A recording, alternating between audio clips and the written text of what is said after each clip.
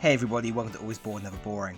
Today I would like to propose a theory. It is my prediction that anyone with a sufficient interest in board games and a reasonable collection of games will have in their collection one game that they have never played. And I don't mean the latest game that turned up a couple of weeks ago that you haven't been able to get to yet, or that mountain of expansions that came from your latest Cool Mini or Not Kickstarter campaign. We know it's going to take you years to get to those. I mean a game you were interested in, maybe really excited about, that you purchased, opened as soon as you got home, read the rules and then packed up and put on the shelf expecting to play in the next few days, and then 6 months later, maybe a year later, it's still in the box, unused. I have one such game in my collection. I must have had it for almost a year. It's Kingdomino Duel. I thought I would briefly run through what the game is, why I bought it and why I've never played it. Then we can open up the floor and you can share your games that you've never played. I bet you've all got at least one. Kingdomino Duel is a small box 2-player game from Coiled Spring Games. It comes in a neat magnetic box and inside you have a pad of double-sided sheets, 4 custom dice and 2 pencils. The game is obviously derived from its older sibling Kingdomino and it's pretty simple. Each player takes a sheet from the pad and they place it in front of them with the map side showing. Another sheet with the reverse side showing is placed between them and is used to track special abilities. One player rolls the 4 custom dice. On each side of the dice is either a coat of arms or a wild symbol. The player who rolled selects 1 dice, the second player selects 2 dice, and the first player takes the final dice. Each player then uses their 2 dice to create a domino. Players with wild symbols choose at this time which coat of arms the wild symbol represents. Both players then place their domino on their map by drawing on the symbols. The placement rules are that one of the symbols must connect to the castle in the centre, which is wild, or at least one of the symbols must connect to an identical symbol already on the map. Furthermore, players should check if there are crosses on any of their dice faces. For each cross, they add a mark on the map. The more crosses, the better. Once per game, each player is allowed to add a cross to a symbol, even if there wasn't one on the dice.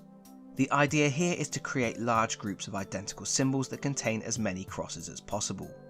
Once one player fills up their board, or neither player is able to place a domino, the game ends and scoring begins. Each contiguous group of symbols is a domain worth a number of points equal to the number of symbols within it, multiplied by the number of crosses within it. So a group of 7 identical symbols with 3 crosses would score 21 points. Highest score wins, with the tiebreaker going to the player with the largest domain. To add a little extra strategy and planning, the game incorporates special abilities too. Every time a player places a coat of arms on their map that doesn't have any crosses, they mark it on the tracking sheet. The first player to fill all the slots next to a particular coat of arms takes the special ability. There are 4 abilities that can be saved for later use. Place a domino without following the connection rules, split the domino and place each symbol on your map following normal connection rules. If you are the first player, pick 2 dice before your opponent picks any, or change the face of one of your dice to any other symbol. There are also 2 abilities that trigger immediately.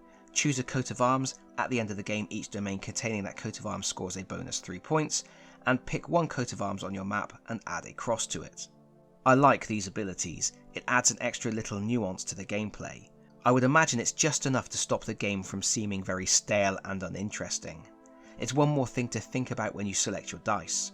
For example, you may give up a dice with a cross on it just because you want to be the first person to get an ability that you know will score you way more points later on. And it also adds to the interaction between players, as you are not only vying for dice, you are vying for those special abilities, and sometimes your motivation will simply be to prevent your opponent from getting an ability they are playing for. So that's a brief rundown of the game, and there are quite a few reasons why I bought it. Firstly, I already own Kingdomino, and it's pretty good.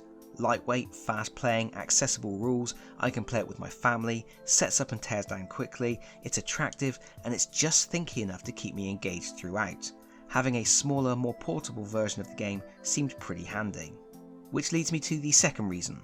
When I bought this game, I knew that I would be going on a family holiday later in the year.